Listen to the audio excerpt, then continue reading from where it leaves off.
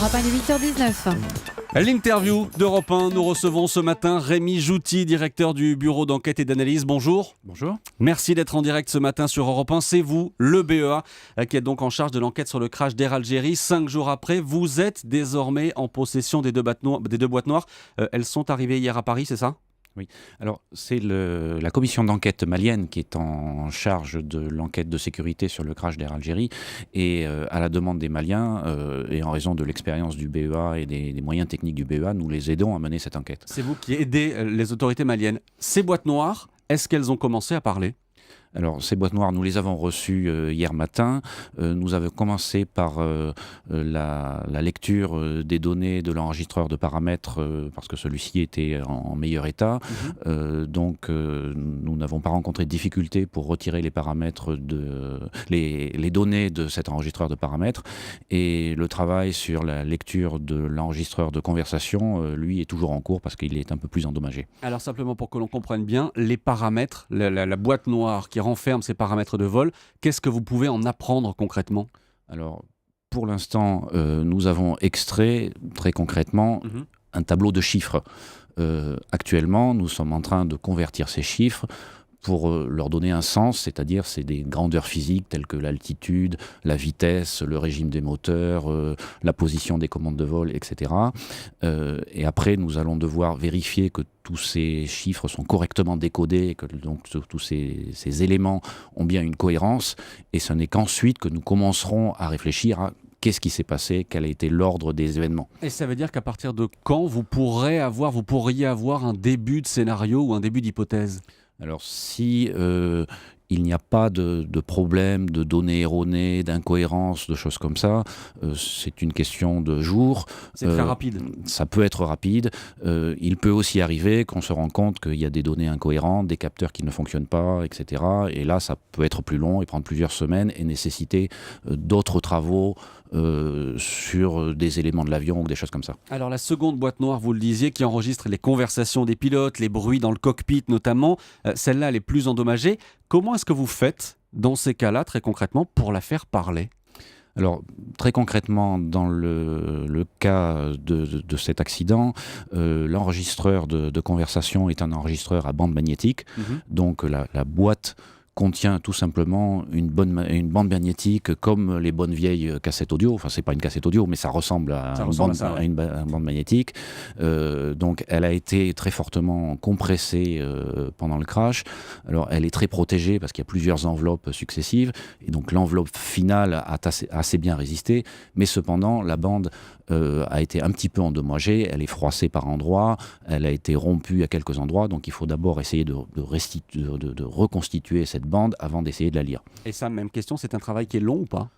C'est un travail qui, j'espère que ça sera une question de jours, là aussi.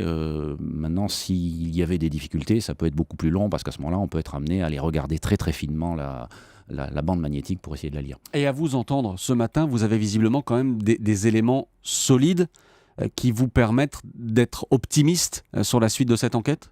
Je suis raisonnablement optimiste parce que je pense que nous allons effectivement réussir à avoir les données qui sont nécessaires pour comprendre.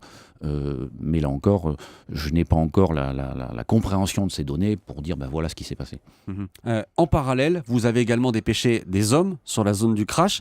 Combien d'enquêteurs du BEA sur place ? Alors, nous avons 2 enquêteurs du BEA sur place qui vont bientôt rentrer pour faire un travail au BEA et nous verrons après les autres recherches qu'il convient peut-être de faire. Et que vous ont dit ces 2 hommes ? Qu'est-ce qu'ils ont trouvé sur place ? Alors je n'ai pas encore un débriefing détaillé de ce qu'ils ont trouvé sur place, mais on a tous vu à la télé des reportages, donc on a une idée de à quoi ressemble la zone de crash, et eux ont fait sur place un travail beaucoup plus fin pour essayer d'identifier où se trouvaient les différents morceaux de l'avion et en déduire des informations sur la position, l'attitude de l'avion au moment de l'impact, essayer de comprendre un peu la vitesse de l'avion quand il a touché, essayer de s'assurer s'il est semblé complet ou pas au moment de l'impact, dans quelle configuration il était, etc. Et pour l'instant, ça, ils ont déjà des réponses à ces questions-là ? Je n'ai pas de débriefing détaillé. Vous savez que les communications sur place ne sont pas faciles, donc j'attends qu'ils reviennent pour cela. Quelle a été leur priorité depuis qu'ils sont arrivés ? Nos enquêteurs sur site ? Oui. C'est ce que je vous disais, c'est d'essayer d'identifier la configuration de l'avion et sa position au moment de l'impact. Dans quelles conditions est-ce qu'ils travaillent ? On a beaucoup dit que la zone du crash avait été sécurisée par l'armée française notamment. Vous le savez, est-ce qu'ils vous ont dit les conditions dans lesquelles ils travaillaient ? Alors, ils ont été acheminés sur place grâce aux moyens du ministère de la Défense français. Donc, ils travaillent en étroite collaboration avec les militaires sur place qui s'occupent effectivement de leur protection et de leur bien-être, si on peut exprimer ainsi, au sens large.